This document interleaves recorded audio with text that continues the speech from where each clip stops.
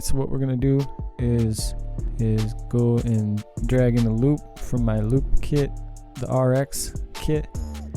If you're interested in that, I'm gonna leave a link in the description. First thing that Southside does with 808 Mafia is, I suppose, he gets the loop going and then he creates a drum pattern around that. And the drum pattern consists of 5 simple elements, and those are the kick drum, 808 or the bass, the snare or clap, the hats, the hi-hats, which is the rhythm, and then perk or percussion. With that being said, I'm gonna play a melody here.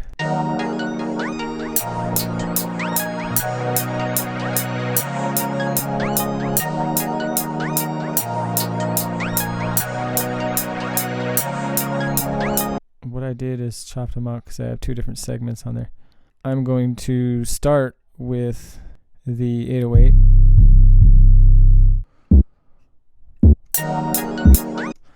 So basically you want to start a little rhythm with the 808, but you want to go higher up in the octave so you can tell that you're in the right pitch. So right there, I hear that and then I know that I'm in the right pitch.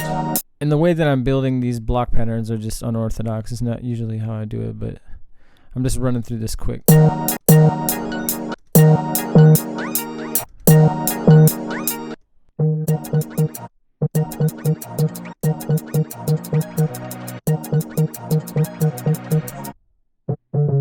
Once I have that laid out, I'm gonna hold Command or Control A to select it, and then Command L to make the 808 notes extra long.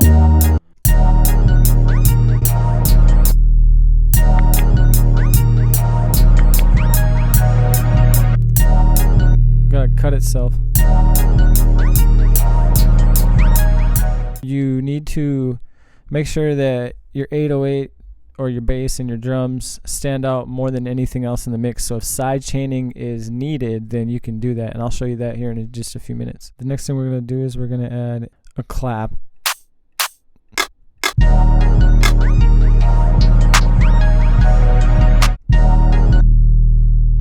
So we're going to go to another pattern, empty pattern here. Unclick loop points. Give yourself another track. Chase around the windows like you always do in FL.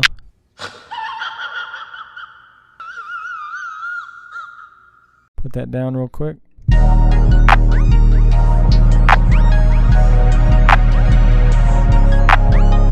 Now I feel like after you get like the rhythm of the 808 or the bass and the snare, and some people would go ahead and add hi-hats, you know. The simplest trick on doing hi-hats is just finding a hat that works, like this one. Right-clicking or double-clicking on a Mac and fill each 2 steps. Double-click on this or go to your wrench and then come over here to time and then shift it over a little bit, and you'll hear that it'll create a little delay.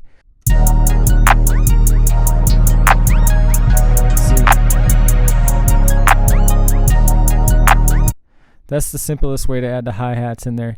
And you can go in there and, you know, like create a rhythm in your head. Do do do do do do do do do do do.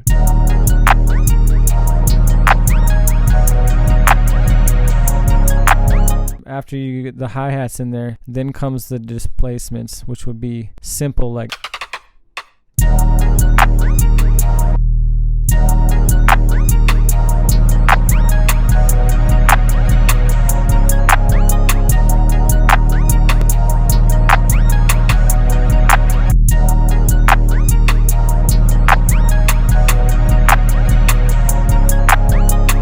I'd go in there, I'd still add one more, something like that, right?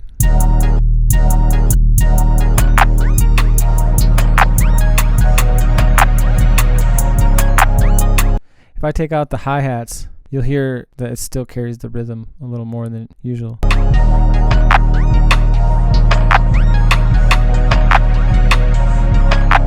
And then when you add the hi-hats,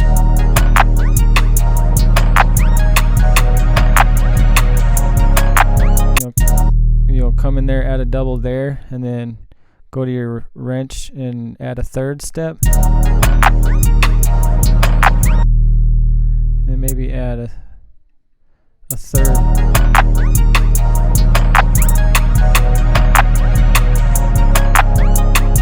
Yeah. And that right there alone will just, you know, give it enough flavor to give it that trap bounce, so to speak. The last thing I would say that you would add is your kick. See, I don't know if that kick, I don't like it. Something like that maybe.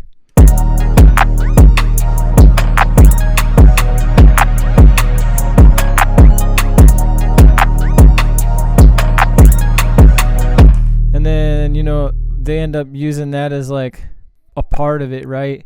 And then they clone that. After they clone it, now they just make they make it hit harder.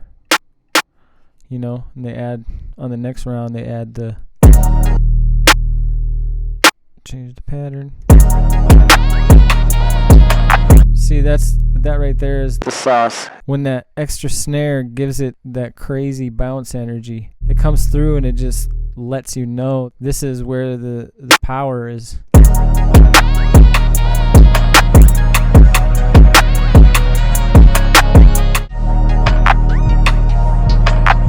Right here, guys.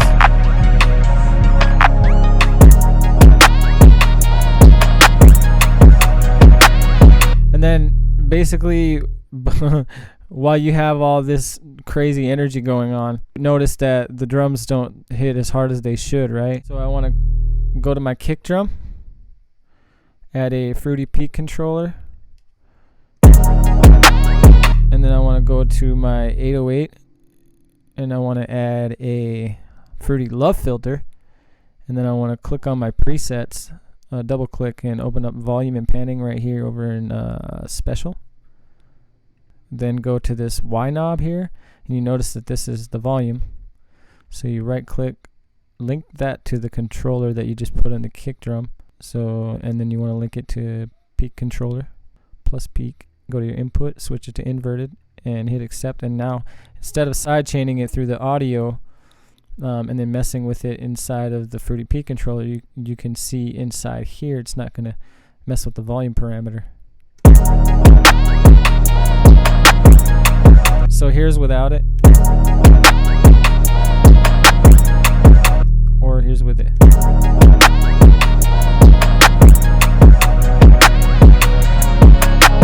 If you don't like the way that it's hitting, you can go back in and, you know, mess with the decay a little bit. See?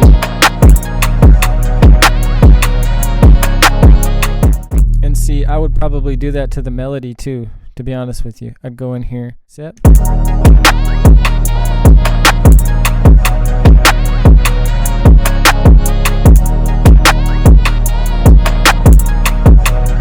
So now I'm out. So enjoy this. Have a good time, guys.